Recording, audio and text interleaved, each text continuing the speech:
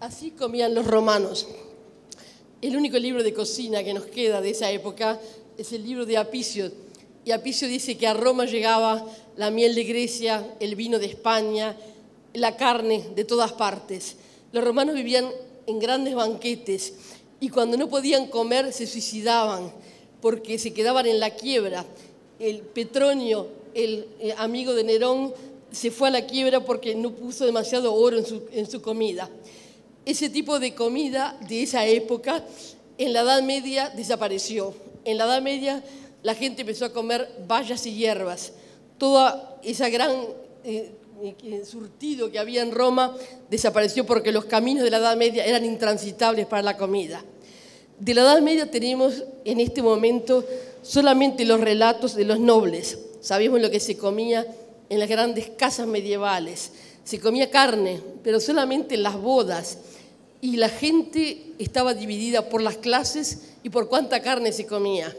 Los campesinos no comían nunca carne. Y los hombres se comían toda la carne que había. Las mujeres no comían carne. A las mujeres se les daba de comer los restos. Y a los campesinos también. Toda la iconografía de la Edad Media y del Renacimiento está basada en eso. El gusto por la carne. Y el carnaval viene de allí. Adiós a la carne. El ayuno de los 40 días del catolicismo viene de la necesidad de comer carne, que toda la Edad Media y el Renacimiento nos presentan.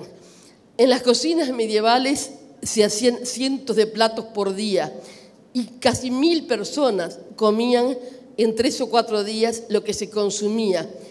Todos los bosques se vaciaban de animales cuando salían a cazar para suplir las necesidades de tanta gente.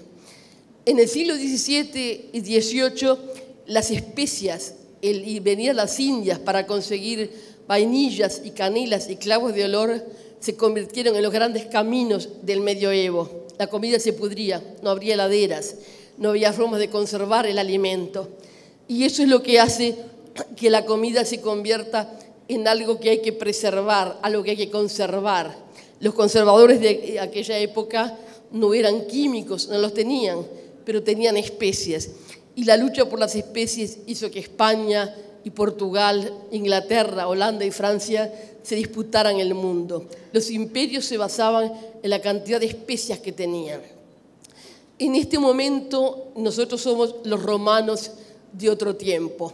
A nuestras mesas llegan las paltas cultivadas en Israel, las naranjas de la Argentina, los vinos chilenos, la carne de todas partes, los dulces de todas partes, chocolates, café, fruta.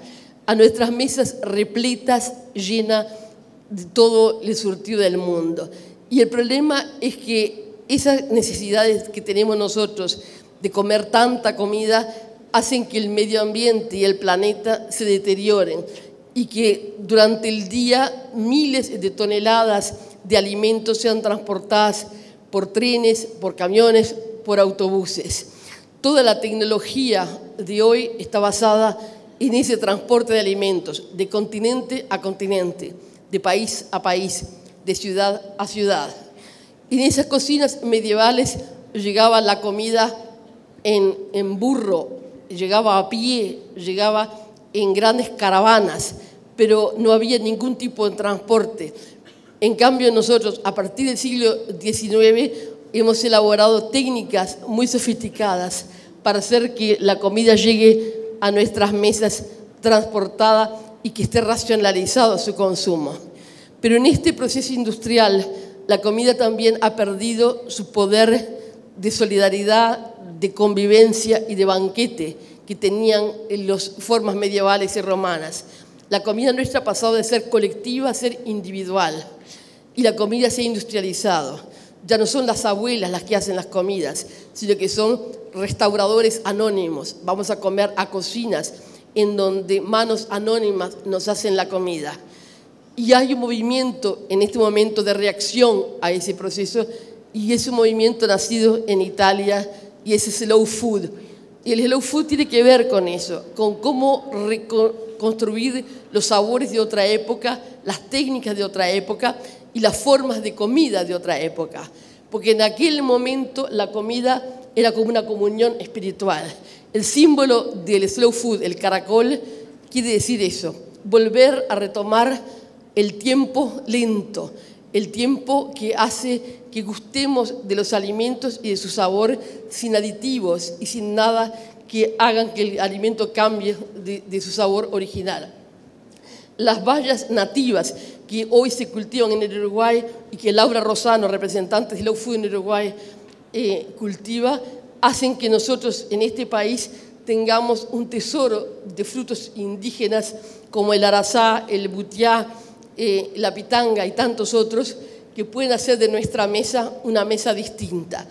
En ese proceso de recuperar los sabores nativos está Slow Food, y en ese proceso de recuperar esos sabores hay una cantidad de artistas y de intelectuales y de cocineros y de chefs que están intentando retomar una forma distinta de comer. El grupo Alonso y Creación, un colectivo de artistas, trabajó con el proyecto A Morir. Y en La Laboral, en España, en Gijón, se hace el banquete, en donde intelectuales y teóricos y artistas se juntan a comer. Y de esa comida junta se crea un banquete que tiene que ver con la espiritualidad y con la nueva forma de ser hermanos por lo que comimos juntos, el ser un compañero de verdad, compartir el pan. Gracias.